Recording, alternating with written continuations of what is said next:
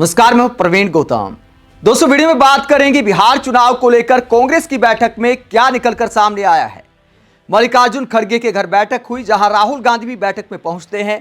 कांग्रेस के कई वरिष्ठ नेता इस बैठक में शामिल हुए और हार पर मंथन किया गया कि आखिरकार इतनी बुरी हार कैसे हुई और मंथन के बाद क्या निकलकर सामने आता है। कांग्रेस नेताओं के क्या बयान सामने आते, क्या खबर आई है कांग्रेस की बैठक को लेकर।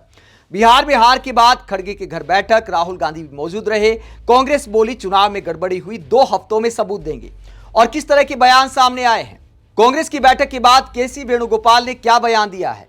केसी वेणुगोपाल ने कहा कि बिहार के चुनाव परिणाम पर न सिर्फ कांग्रेस बल्कि बिहार की जनता और हमारे गठबंधन के साथी भी भरोसा नहीं कर पा रहे। हम पूरा डेटा इकट्ठा कर रहे हैं और गहराई से विश्लेषण करेंगे। 1 से 2 हफ्तों में ठोस सबूत लेकर सामने आएंगे। तो कांग्रेस का दावा है कि चुनाव में धांधली हुई है। यह भी सवाल उठाया केसी वेणुगोपाल ने कि इतनी स्ट्राइक रेट आखिरकार कैसे हो सकती है। आखिरकार 90% से ऊपर स्ट्राइक रेट कैसे हो सकती है। इतना भरोसा तो बीजेपी नेताओं को भी नहीं था, अमित शाह को भी नहीं था। तो बिहार चुनाव को लेकर सवाल उठाए हैं कांग्रेस ने। अजय माकन क्या कहते हैं। अजय माकन ने कहा कि चुनाव प्रक्रिया पर शुरू से ही सवाल है, इसीलिए ऐसे नतीजे चौंकाने वाले हैं। कांग्रेस को 1984 में भी ऐसा स्ट्राइक रेट नहीं मिला था जैसा इस बार बीजेपी को मिला है।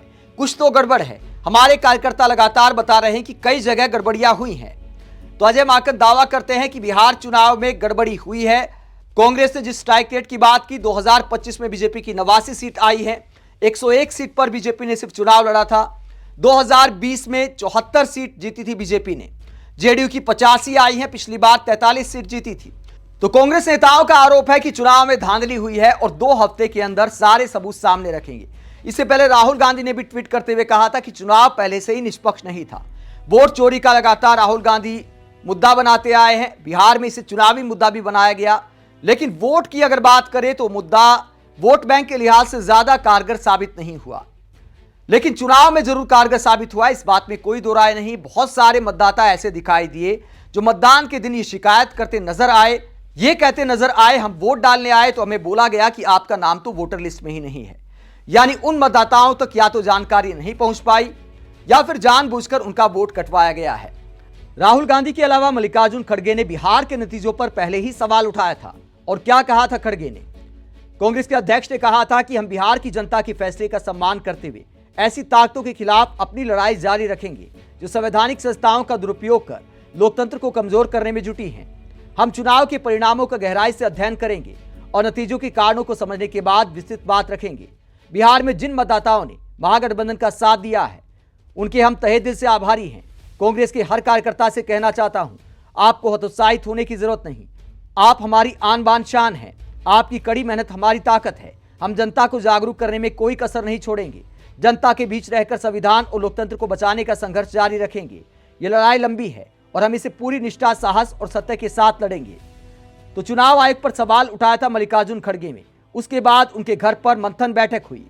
तो ये तमाम मुद्दे कांग्रेस लगातार उठाती आई है। विपक्षी दल भी इसे लेकर हैरानी जता रहे हैं।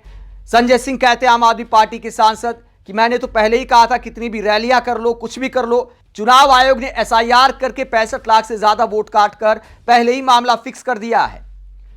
इसके अलावा अखिलेश यादव ने भी ट्वीट किया था। उन्होंने कहा था कि यूपी में यह खेल नहीं हो पाएगा।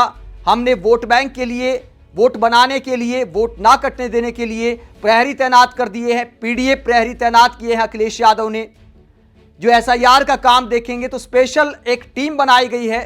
अब सभी दलों को ऐसा ही करना होगा। पश्चिम बंगाल में भी दावा किया जा रहा है कि बंगाल में ऐसा खेल नहीं होने देंगे, लेकिन कुछ विपक्षी नेता यह भी कहते कितने भी प्रहरी लगा दो, कितना भी इंतजाम कर लो, अब कुछ हो नहीं सकता। यशवंत सिन्हा ने तो यहां तक कहा था कि जब तक मुख्य चुनाव आयुक्त ज्ञानेश कुमार हैं तब तक विपक्षी दलों को कोई चुनाव नहीं लड़ना चाहिए।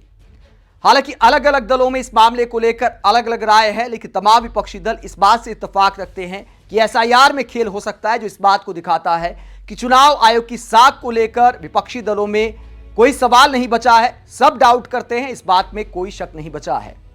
देखते हैं कि चुनाव आयोग इस भरोसे को जीतने के लिए अब क्या कोई एक्शन लेता है या फिर विपक्षी दल लगातार भेदभाव का आरोप लगाते रहेंगे। आप बिहार के चुनावी नतीजों को लेकर क्या सोचते हैं। SIR का कितना बड़ा फैक्टर मानते हैं।